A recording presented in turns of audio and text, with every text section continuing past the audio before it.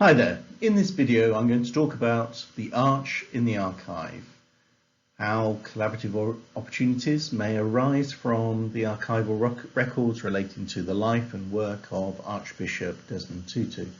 My name's Simon Tanner and I'm from King's Close, London.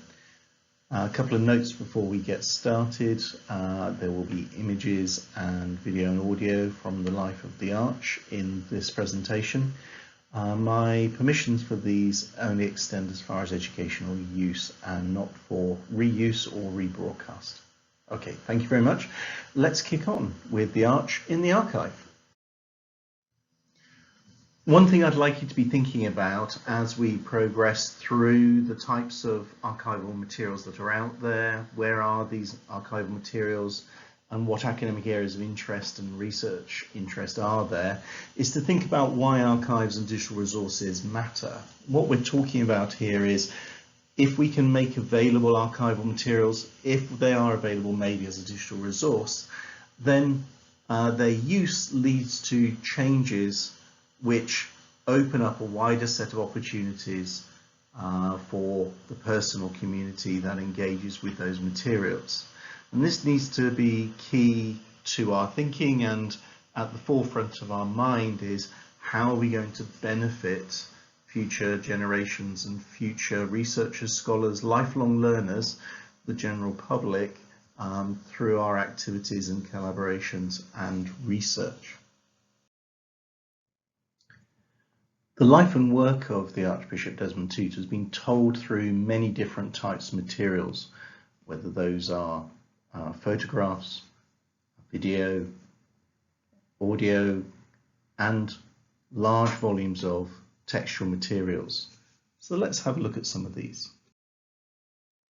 This photo shows Desmond Tutu being enthroned as Archbishop. Other photos may reflect on his peace activism. Photos may also show the way that he links to other key historical figures and how he interacted with them and how important he was in terms of his relationships with other key figures from history. And of course, the Archbishop was there for key moments in South African history, here, Election Day. And in many ways, his life represents almost a golden thread through the history of South Africa, woven into the warp and weft of the fabric of the society and the history of the country. And telling his story allows us to engage with the story of so many others in South Africa.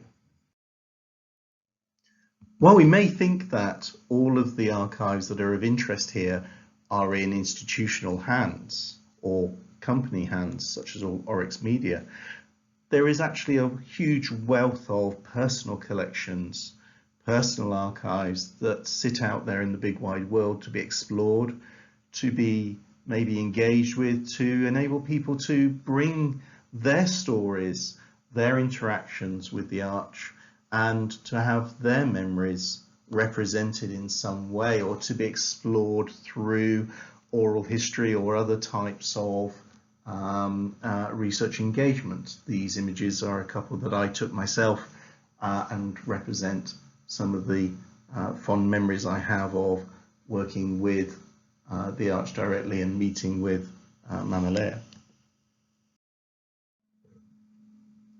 Alongside all the photographic material is obviously video and audio, and particularly this sort of short media clips which were used in news or documentaries.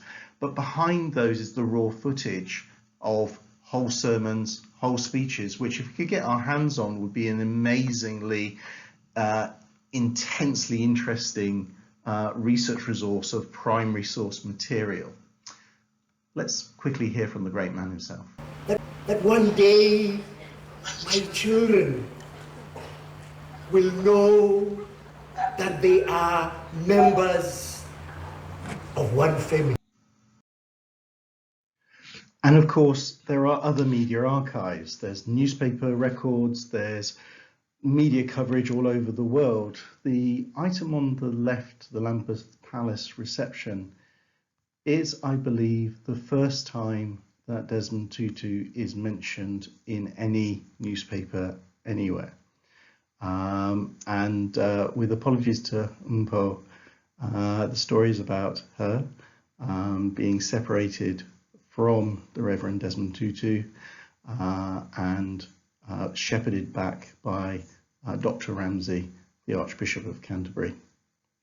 But we can also see how the Archbishop was reported in various international sources and national sources across newspaper archives.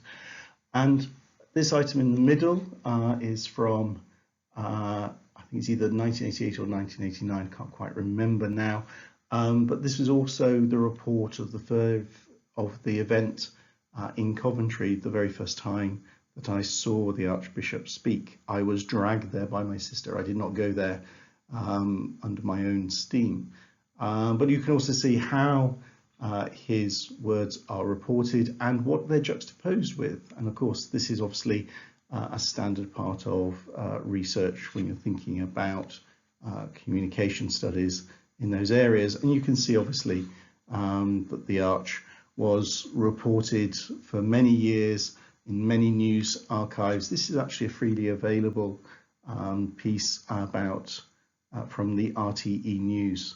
And so there's lots of materials out there to be contextualized, to be compared, to be contrasted, and to where the storytelling and the narrative that academics can bring to these sorts of materials would add a great amount of richness.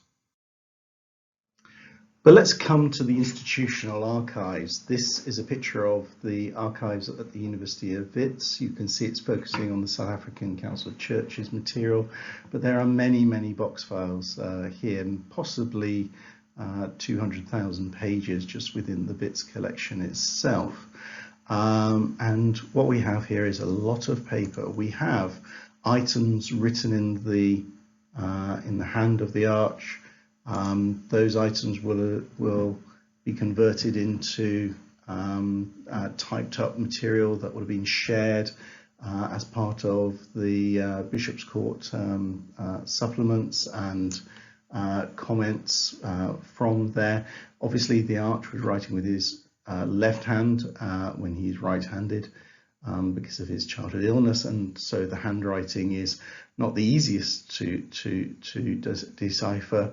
And you see these sorts of communications going through a number of versions, from his handwritten version through drafting into final versions that are displayed out there. And so there's a fascinating story of creation that is represented by these sorts of materials, and also choices that are being made, you know, in the spur of the moment. What changes would you make? What's the new thing that you add? What's the thing you take away because of the news stories? And of course, within the office materials, there's also correspondence from the Arch to world leaders and correspondence from world leaders to the Arch. And so we have here a letter from the Dalai Lama from 1990. And so there's an incredible wealth of written material available in these sorts of archives. The Wits archive also has hundreds of hours of audio recordings of the Arch, and these were used to create the press releases in the Bishop's Court update, and also as a record of what he actually said. And we do have the entirety of the Bishop's Court update available to us as text files. So that's already available in a digital form if we wish it to be made available. The Wits have also digitized a considerable amount of the audio off of these tapes, and it's a really exciting source material because it reveals the difference between the written speech and what the Arch actually said when faced with an audience, and demonstrates his mastery of rhetoric. Let's hear an example. You may have to turn your volume up. I apologize, this plays very, very quietly. As an old man, I should really shut up. But because I'm an African, I will say I have nothing to say and I take 30 minutes to say it. Eh? But I want to say to you, today is a victory for common sense. It is a victory for the people. It is a victory for peace. Now, I think we want to invite Mr. de Klerk. We want to say, Mr. de Klerk, hello. You said you wanted to know whether we were going to be peaceful. Come here and see peaceful people.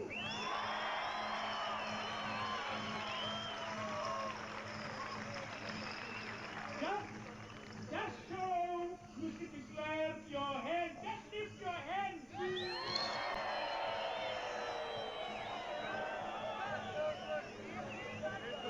They are empty hands. They are the hands of peaceful people. We say we are the rainbow people.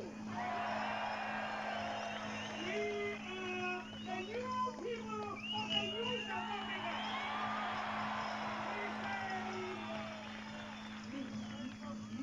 We say, hey, you have lost. You have already lost. We say, come and see. So where are all these archival materials? The biggest collections are with the Tutu IP Trust or the Desmond and Leah Tutu Legacy Foundation, the Maibue Archive at the UWC, and the Witwatersrand Archive at University of Wits.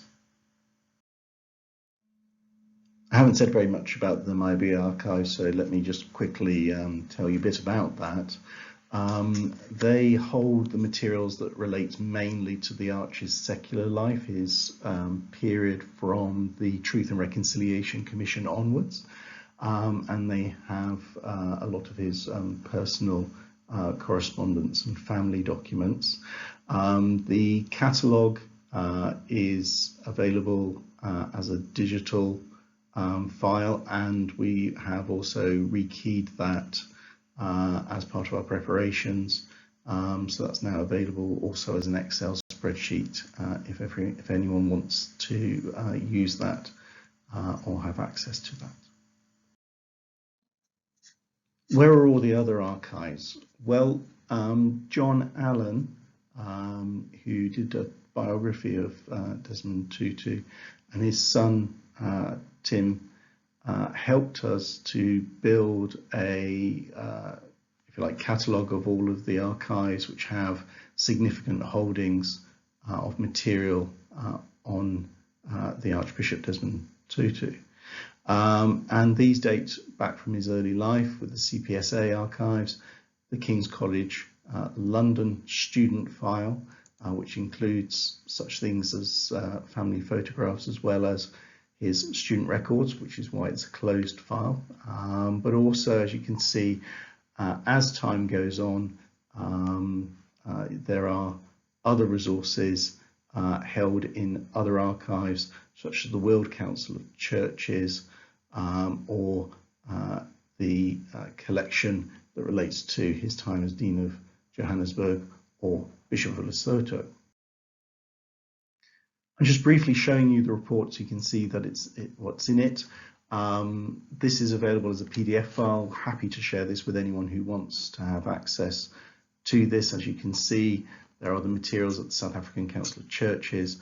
There's the period as Bishop of Johannesburg, the Bishop Court materials from the Archbishop of Cape Town period, the CPSA archives, the TRC archives, at South African National Archives.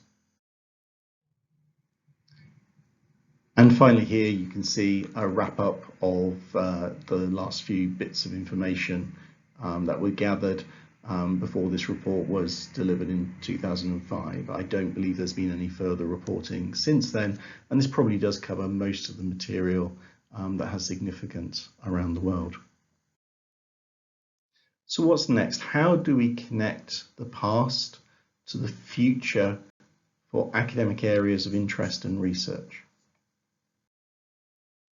I thought it'd be helpful to delineate just some of the subjects that relate to Tutu and the research areas around those subjects. And I went and looked at the number of students in the UK, in South Africa, in the USA who are graduating in these various subjects. And obviously there are subjects in dark green here which are more central to the Archbishop's work: philosophy and religious studies, history, education and teaching, media journalism and communication studies, languages and area studies, the law, social sciences, which covers things like politics and international relations and genocide studies and peace studies and all those sorts of areas. The African Leadership Centre here at King's. There's all sorts of subject areas out there that you can see where there is a great interest. And there's sort of other areas which are where the Arch's life and work has influenced things, areas such as medicine and psychology, health workers, things like agriculture, food and related studies to do with the work, the thinking around climate change. And you can see that there's a very wide range of students who might be interested in his work. And I did a rule of the thumb guess here. So let's say 1% of all the students doing the dark green subjects would be about 150,000 interested students in this materials, and researchers who would be interested in supporting those students and supporting their research by studying these sorts of very rich and valuable primary source material. And that's probably a low estimate, because I've only talked about 3 countries here, not even the wider world interest in these materials. So as a rule of thumb, I think we can say there's a lot of interest in the work that Tutu has done. So to wrap up, I connected this back to my work on the value of digital resources and impact. And I've often talked about these 10 areas of impact, and it occurred to me that when I relate this set of archives, this set of research interests, that these areas actually are pretty much the areas we'd want to look for opportunities to do research, to do collaboration, to find ways of increasing our sense of community, of education and learning, of engaging and increasing knowledge, of health and well-being, thinking about social and community cohesion, peace, environment, sustainability, political and democratization, and equality and equity above all. And so I thought this would be a provocation, but also an interesting starting point to any conversations we might have with regard to areas of research and collaboration from these amazing primary source materials. That's the end of this video. I'll make sure that this recording and the slides are available to you all. So I'd just like to say thank you for your attention.